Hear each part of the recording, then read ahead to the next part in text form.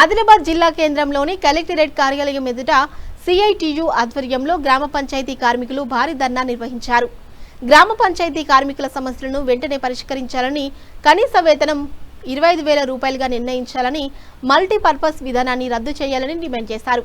ఈ సందర్భంగా సిఐటియు జిల్లా అధ్యక్షుడు బొచ్చ ఆశన్న మాట్లాడుతూ కార్మికులకు ప్రతి నెల 1వ తేదీన జీతాలు చెల్లిస్తామని ప్రభుత్వం హామీ ఇచ్చినా అమలు కాలేదని విమర్శించారు. సమస్యలు పరిష్కరించకపోతే భవిష్యత్తులో పెద్ద ఎత్తున ఆందోళనలు, సమ్మెలు చేపడతామని హెచ్చరించారు.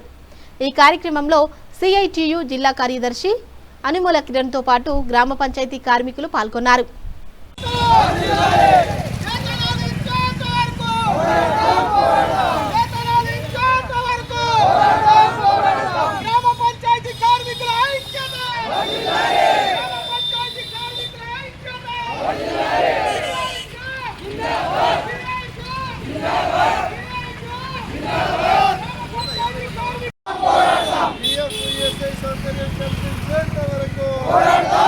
పెండింగ్ లో ఉన్న వేతనాలను వెంటనే చెల్లించేంత వరకు, పెండింగ్ లో ఉన్న వేతనాలు చెల్లించేంత వరకు, గ్రామ పంచాయతీ కార్మికులను ప్రభుత్వ ఉద్యోగులుగా గుర్తించేంత వరకు,